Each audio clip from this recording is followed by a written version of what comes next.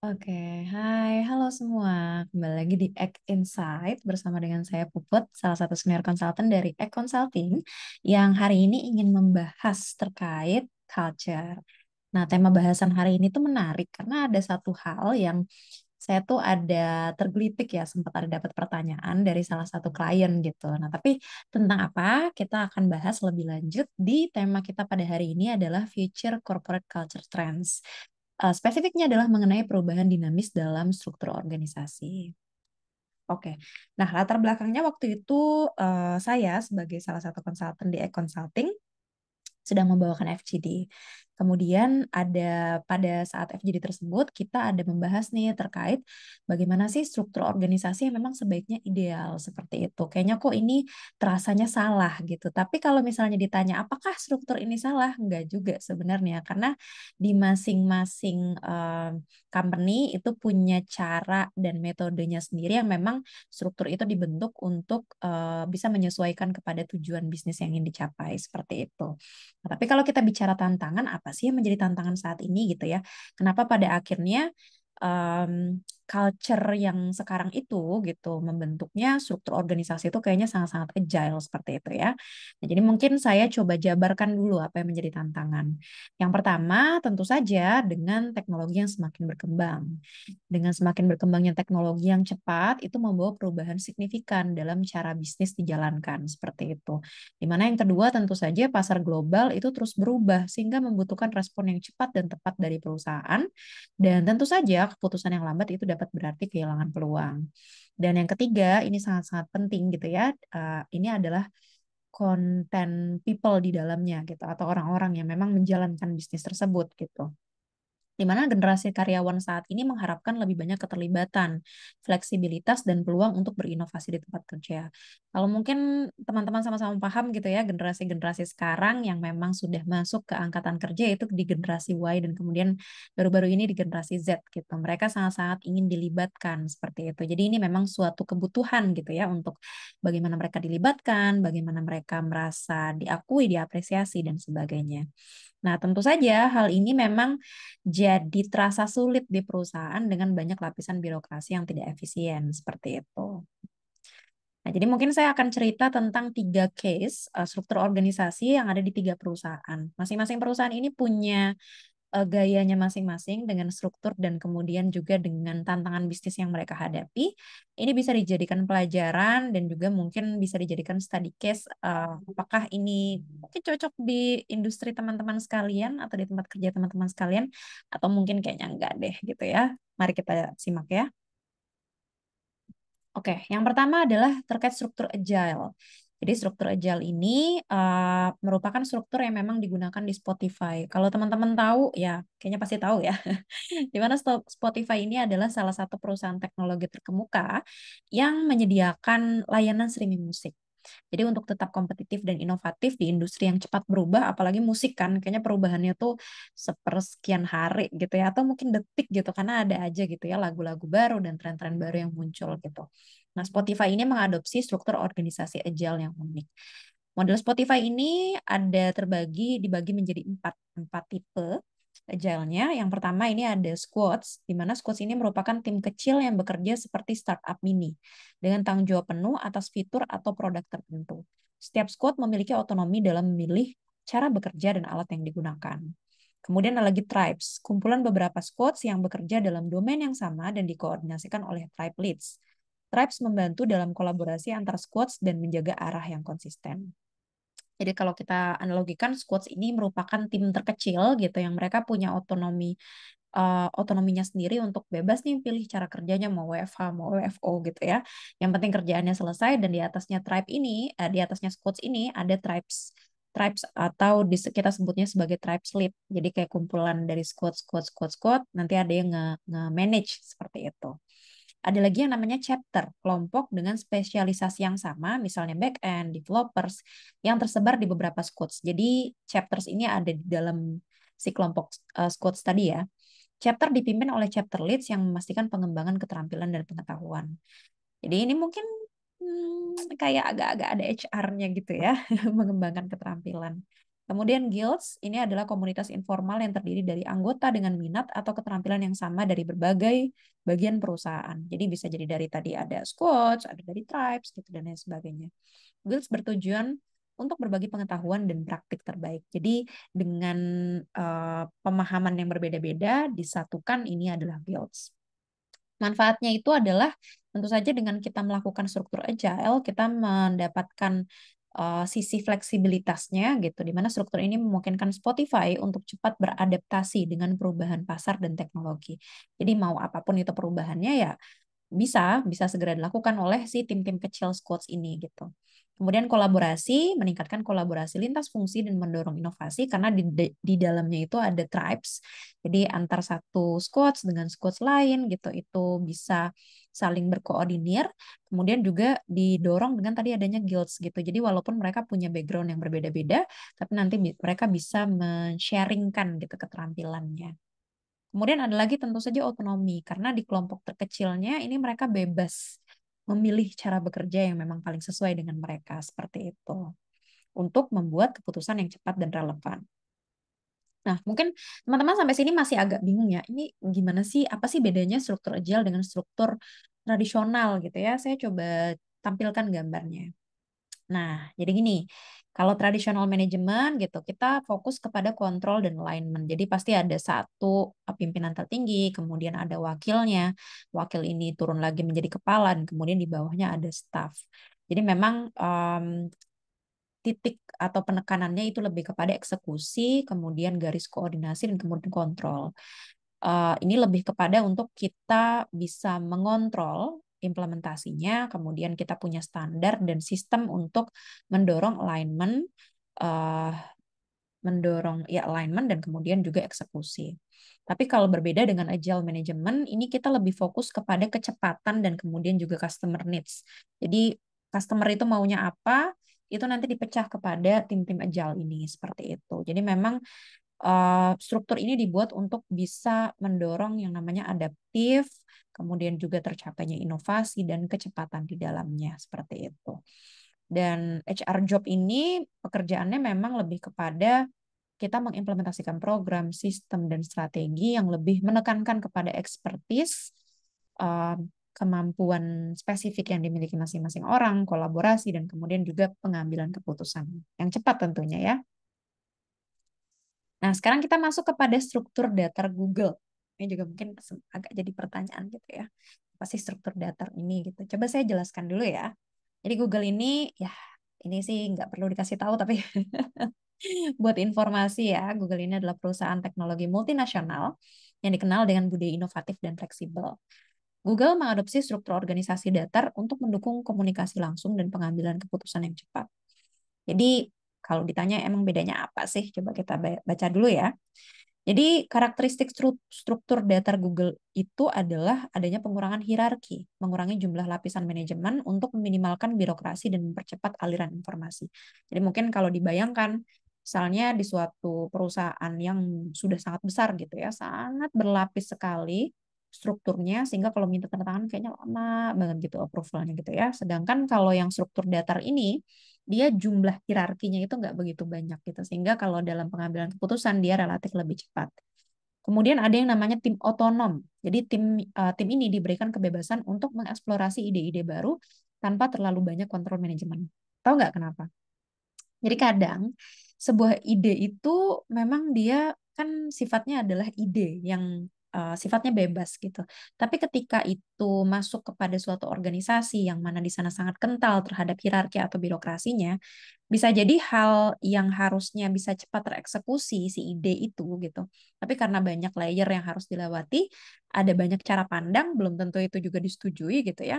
Jadi akhirnya hilang ditelan waktu gitu. Nah, dengan adanya tim otonom yang di Google ini, jadi tim ini memang khusus dibentuk intinya untuk bisa mengeksplor ide tanpa ada banyak campur tangan manajemen di sana seperti itu. Jadi memang sifatnya supaya lebih banyak keluar inovasi-inovasi baru. Kemudian ada lagi inisiatif 20% waktu gitu.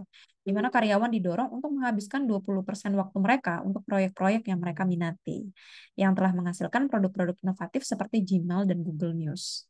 Jadi, sesimpel atau sekecil Gmail itu merupakan sebuah inovasi yang memang tercipta dari 20% waktu.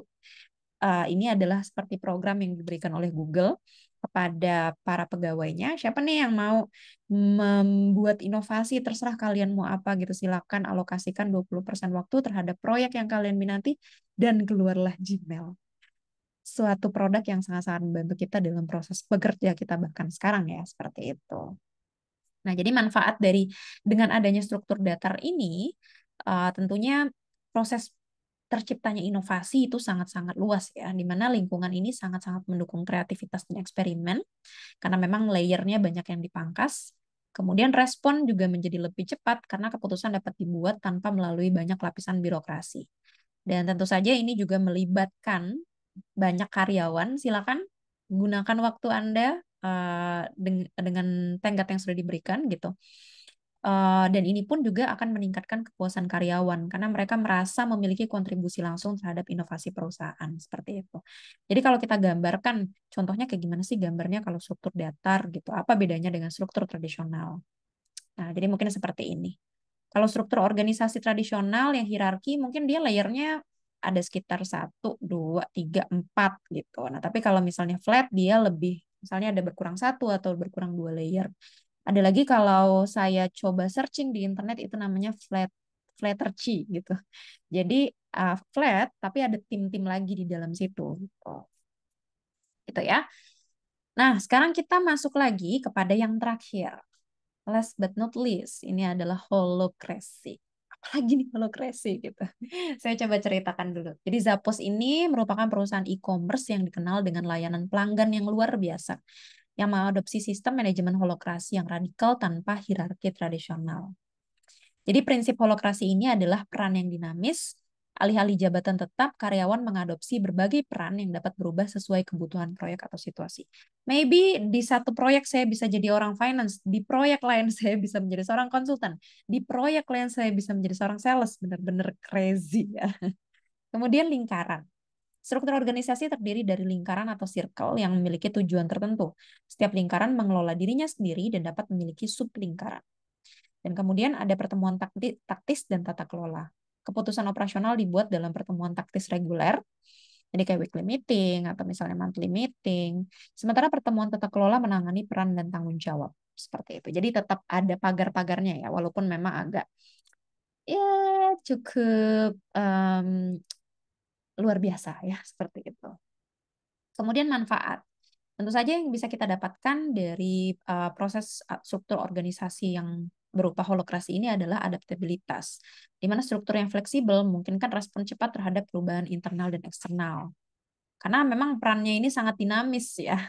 Kemudian transparansi, semua anggota memiliki akses yang sama terhadap informasi dan proses pengambilan keputusan, karena memang dia strukturnya melingkar seperti itu ya. Kemudian juga ada keterlibatan, meningkatkan keterlibatan dan kepemilikan karyawan atas pekerjaannya mereka. Apalagi ini juga menurut saya tambahan satu lagi adalah bisa meningkatkan pemahaman tentang uh, setiap peran itu tidak ada yang peran pendukung atau peran pengganti atau peran utama gitu ya, karena semuanya menjadi utama. Setiap orang bisa merasakan peran yang berbeda-beda dan mereka paham betul seperti itu. Oh, di finance kesulitannya ini, enaknya ini. Di sales kesulitannya ini, enaknya ini gitu. Jadi sense of saling memahaminya itu bisa lebih tinggi. Nah, jadi contohnya kayak gini nih, perbedaan antara hierarki dan holokrasi. Kalau hierarki, dia udah jelas ya urutannya. Ada CEO, upper management, middle management, supervisor, dan kemudian staff. Sementara kalau holokrasi, kita bisa lihat nih, holokrasi takes power traditionally reserved for executives and manager and spreads then across all employees. Jadi memang untuk power atau kekuatan yang bisa membuat kebijakan gitu atau mengatur dan lain sebagainya itu hanya dipegang oleh eksekutif dan manajer saja. Tapi sisa lainnya itu tersebar di employee-employee lainnya. Jadi tadi kalau misalnya disebut ya, Satu orang itu dia punya perannya, a task related to a function, yang memang dia relate-nya adalah kepada fungsi. This could be social media producer. Nah, kemudian ada lagi nanti si role ini bisa membuat yang namanya subcircle. Each is dedicated to a function. Jadi kalau tadi ada yang namanya function media gitu, ini namanya adalah subcircle-nya media. This could be digital marketing tadi ya contohnya. Kemudian ada lagi super circle, ini yang memang mengepalai semuanya mulai dari role dan subcircle. One that contains subcircles, this could be marketing. Seperti itu. Jadi yang gedenya itu marketing, si subcircle-nya ini adalah digital marketing, dan kemudian role ini adalah peran masing-masing orang. Seperti itu. Oke, nah jadi kalau ditanya ya kembali lagi kepada tadi ya latar belakang saya yang sempat menyampaikan bahwa pada saat proses FGD itu saya sempat ditanyain struktur yang paling baik itu yang mana sih kalau untuk dunia modern ini gitu. Sebenarnya balik lagi tidak ada struktur yang lebih baik atau struktur yang tidak baik seperti itu ya. Itu sebenarnya bergantung lagi kepada kebutuhan organisasi dan kemudian tujuan bisnis yang ingin dicapai seperti itu. Tapi mau apapun itu struktur organisasi yang digunakan, sebenarnya kita akan kembali lagi kepada consulting perspektif, yaitu total transformation model. Kalau kita berbicara struktur organisasi, maka kita berbicara tentang business transformation. Ada struktur di dalamnya, ada strategi yang harus dilakukan, dan sistem yang memang harus dibentuk supaya kita bisa mencapai yang namanya eksekusi dan performance. Tapi di luar dari kita sudah membangun sistem, struktur, dan strategi sedemikian rupanya, sebagus mungkin gitu ya, itu tidak akan pernah terjadi kalau kita tidak menyentuh sisi people-nya, orang-orang yang akan menjalankannya. Jadi kalau kita bicara membuat sistem mungkin relatif lebih mudah, tapi mengatur orang-orang yang memang menjalankannya itu menjadi tantangan tersendiri. Nah, jadi tentunya yang memang menjadi PR di sini adalah mau apapun struktur yang ditetapkan, intinya adalah bagaimana komunikasi yang sebaiknya memang selalu disampaikan. Apalagi kita berbicara di sini adalah dengan perubahan struktur yang begitu cepat akan terjadi. Mungkin sekarang kita fit dengan struktur A, tapi ketika kita melihat tantangan bisnis ke depan, akan ada perubahan struktur lagi, struktur B, struktur C, dan seterusnya, yang memang akan menyesuaikan kepada tantangan bisnis tersebut. Tapi terlepas dari itu, peran leader yang menjadi sangat penting untuk selalu mengkomunikasikan kenapa perubahan struktur itu dilakukan, apa manfaatnya bagi misi, visi, dan goals perusahaan? Apa peran dari masing-masing orang di dalamnya untuk bisa mencapai misi, visi, dan goals tersebut yang akhirnya akan turun menjadi eksekusi dan akhirnya tercapailah performance seperti itu. Jadi itu yang paling penting. Jadi kalau kita bicara tadi komunikasi satu hal ya, kita berbicara tentang total transformation toward performance. Komunikasi satu hal. Tapi ada juga nih, bagaimana supaya si orang-orangnya ini disiapkan, bukan hanya kita mengkomunikasikan, tapi juga mereka harus mempunyai meaning dan purpose. Meaning dan purpose ini mereka memahami apa sih pentingnya diri mereka, yang merupakan mungkin mereka melihatnya saya bukan apa-apa di organisasi karena saya hanya satu orang gitu. Tapi kalau once mereka memahami pentingnya peran mereka, mereka tahu tujuan kenapa mereka ada di organisasi dan dibarengi dengan adanya energi yang tinggi, high energy gitu, harapannya kita benar-benar bisa memberikan atau mengeluarkan kontribusi terbaik kita kepada organisasi. Kemudian tentu saja di sini ada talent DNA. Talent DNA ini sangat penting supaya kita tahu mana sih yang menjadi kekuatan kita dan mana yang mungkin um, hal yang kita butuh effort lebih gitu untuk melakukan hal tersebut. Sehingga kita tahu, oh kalau yang bagian ini saya bisa mengerjakan dengan cepat, sementara bagian yang itu mungkin saya akan minta tolong kepada rekan kerja saya yang memang lebih baik melakukannya. Seperti itu. Jadi kita pahami apa yang sudah baik, dan apa yang perlu masih perlu dioptimalkan, atau kita minta bantuan dari orang yang memang paham. Kemudian ada lagi di sini adalah growth mindset. Kenapa growth mindset ini menjadi penting? Apalagi dengan perubahan struktur yang begitu cepat gitu ya. Growth mindset ini menjadi penting karena kalau misalnya pertama kita fix mindset gitu ya. Kita nyaman dengan berada di kondisi yang itu-itu saja gitu, ini menjadi suatu kemustahilan untuk pada akhirnya kita bisa berubah, bertumbuh seperti itu. Jadi makanya growth mindset ini menjadi penting supaya kita dalam setiap situasi apapun kita bisa melihat sisi positifnya untuk pengembangan kita maupun organisasi di masa mendatang. Yang ini tentu tidak lepas dari tiga pilar.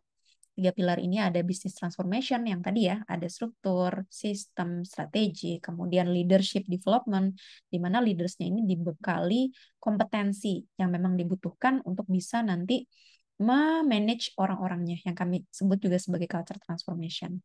Kemudian tentu saja leader perlu dibekali dengan 3.0 coaching supaya bisa paham gitu ya apa yang menjadi kekuatan terdalam dari pegawainya atau timnya atau staffnya seperti itu. Kita lakukan communication plus NLP tadi. Apapun perubahannya dikomunikasikan, juga kita gunakan bahasa-bahasa yang asertif yang bisa diterima dengan baik.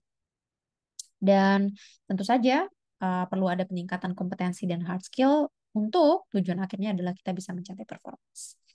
Seperti itu.